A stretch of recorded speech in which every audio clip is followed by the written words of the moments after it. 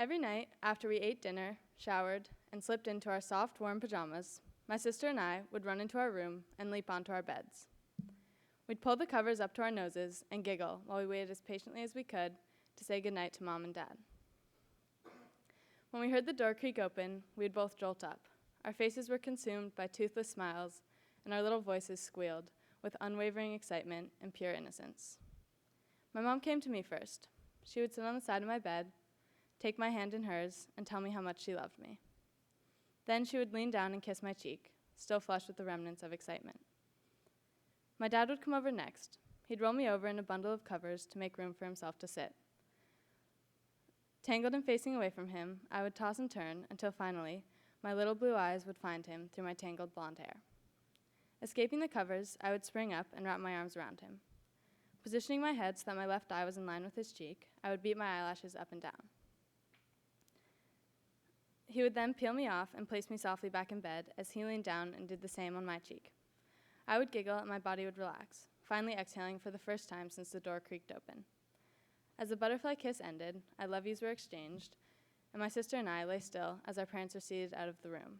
My mom kept safe under the heavy arm of my dad, and my dad smiling as he quickly looked around at his little family. I turned 8 on December 4th, 2006. I was wide-eyed and as eager as ever as I sat on the train with my parents and 3 friends. We were going to a light parade in Grand Junction, a town only a short train ride away from my house. This birthday couldn't have gone better. On the way there, I was mesmerized by the trees flying by me outside, and when I snapped back into reality, I was met by the giggles of my friends. When we got to Grand Junction, I pressed my face up against the window and studied the world outside.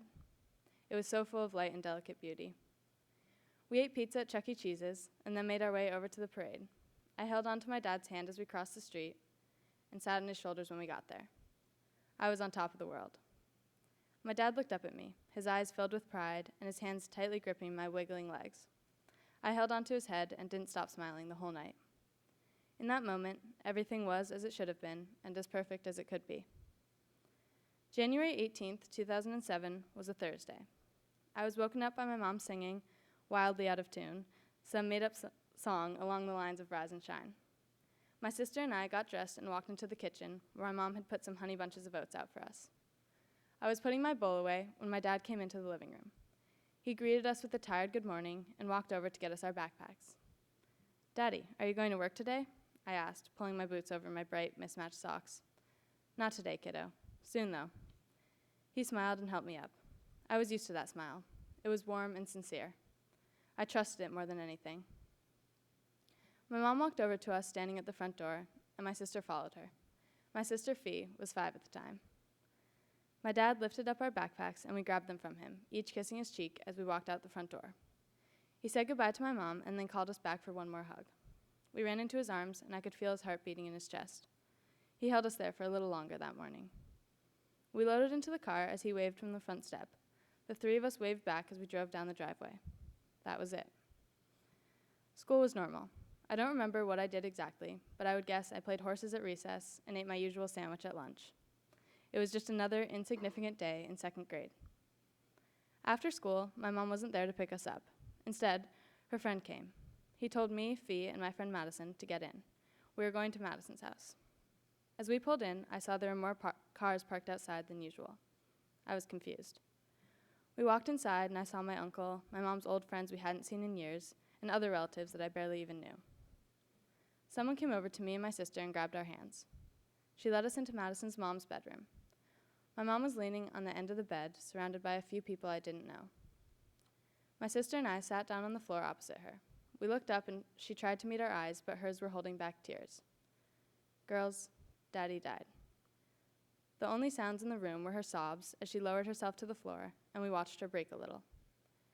We hugged for a long time, and then I grabbed my sister's hand, and we ran out of the suffocating, defeated room. We went upstairs and sat next to each other. I was so lost.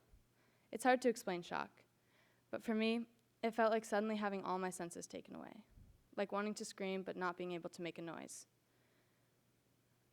or like trying to run away while my feet were glued to the ground. We sat there in silence for what felt like days. The air was heavy, and everything else seemed far away. The weeks following this were hard. We didn't go home for a while, and when we did, our house seemed darker. We all put on brave faces, and my pretending was starting to become second nature. I helped my mom with my sister and never let myself cry in front of anyone. At night, I would lay in bed, look up at the ceiling, and talk to my dad. But eventually, waiting for a response that I knew would never come became too much. I realized I would never hear his voice again. Ever. Tears would roll down my cheeks, and most nights I would cry myself to sleep. During the day, things were different. I began to hate pity, and I would do all I could to pretend that nothing had happened so that I wouldn't be looked at differently. But inside, I felt like I was trapped. It seemed impossible to ignore or escape the growing pit inside my stomach or the constant spinning inside my head. After my dad died, my sister and I would walk into our room, and when we'd jump onto our beds, they felt higher up. When we'd lay there with the covers pulled up, the room still felt cold. My mom would come in and try to act strong for us. She would kiss our cheeks and not let her tears hit the ground until she had her back to us. But we could see that she was hurting on a level we couldn't even begin to understand. Her hand shook as she reached for the light switch, and when she flicked it off, the room felt darker than it had before. With time, wounds begin to heal, but it's hard to explain exactly what that means. Losing my dad doesn't hurt any less now than it did on that Thursday in January, or every Father's Day since then. But it's what I gained from the loss that has had the greatest impact on me. My family of 3 is stronger than we ever would have been as 4. I learned how to put others before myself because I watched my mom do it every day for me and my sister. I learned that you never know someone's full story, so all assumptions and judgments are cruel and unfair. I strive to never leave things unsaid because there is so much I wish my dad had told me. I know a lot of people say this, but I genuinely believe that there's always a bright side or a light at the end of the tunnel. Making the most of every day is more than worth it because doing anything else is an injustice to those who no longer can. When people used to ask me how my dad died, I would respond with the answer I had been given that Thursday in January. He died of depression. Being oblivious is scary, but being woken up from oblivion is even worse. It's paralyzing. My dad committed suicide when I was 8 years old, and I had no idea. In my mind, depression was like cancer, and he had died in a hospital bed, surrounded by nurses and flowers. I easily accepted this because it never crossed my mind that it was his choice to leave us. I still have not come to terms with this because I don't know how to. How would I?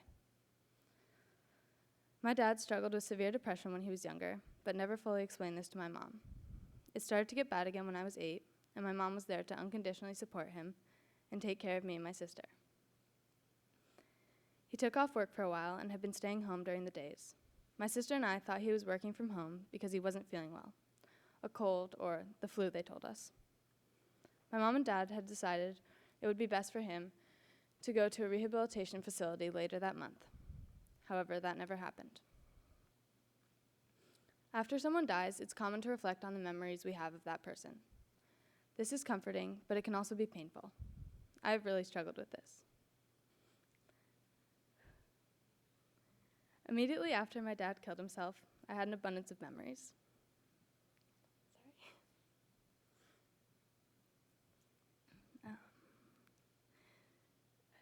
I could still hear his voice when I closed my eyes, and I could still clearly picture his smile when I needed it. I would often look back on my 8th birthday to find comfort.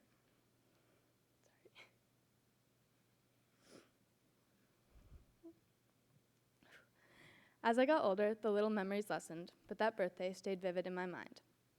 Although I began to link depression with suicide, I would never let myself believe that he had actually taken his own life. One day, during winter break freshman year, I asked my mom exactly how Daddy had died. She looked at me with the sadness I was all too familiar with. I knew before she even said a word, and she confirmed my worst nightmare. After this, everything felt different. The memories I had felt like a lie, and I was, for the first time, mad. I had thought my birthday was perfect.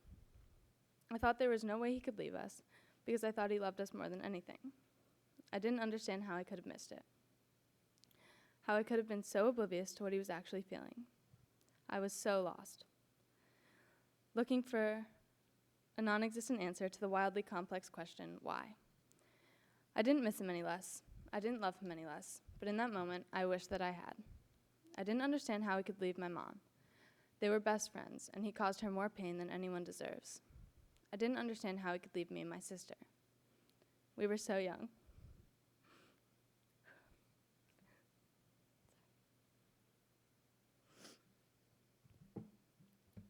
Didn't he want to watch us grow up?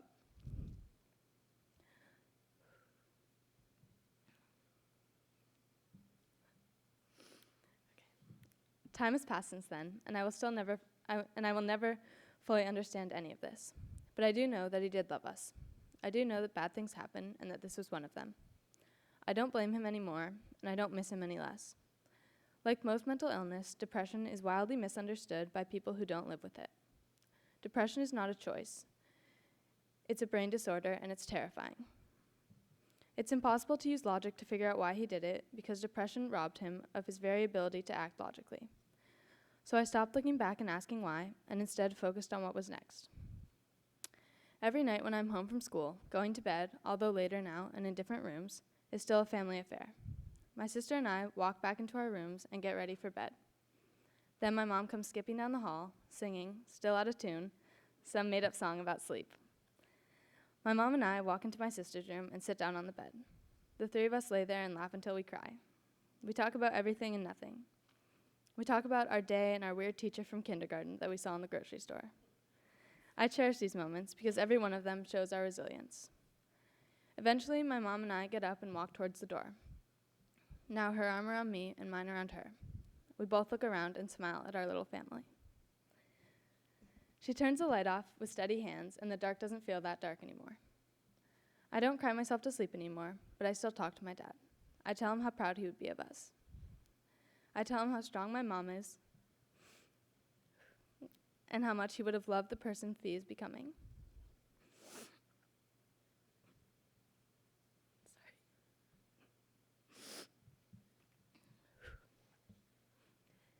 It took me a long time to forgive him for leaving us, but I regret ever being mad. I wish it didn't, but it took this loss for me to become the person that I am. Sorry. Okay. I strongly believe that everything happens for a reason. My life would be completely different if I had grown up with my dad by my side, and I think about that every day. If he was still here, I would not have had to grow up at 8 years old. I wouldn't have had to help my mom raise my sister, and I wouldn't have to celebrate every birthday without him, or cry every time I hear "I Miss You" by Miley Cyrus. But I wouldn't change anything, because if he was still here, I would not be as close as I am with my mom and sister. I would not be at Brooks, and I would not have met the people I've met or had the incredible experiences that I've had. I don't like Pretty because I know how lucky I am. I would still give anything to hear my dad's voice one more time, but I know he's with me wherever I go, and for me, that's enough. Daddy, I forgive you, and I'll never stop trying to make you proud. Thanks for getting me through tonight and through everything since January 18th, 2007. I love you.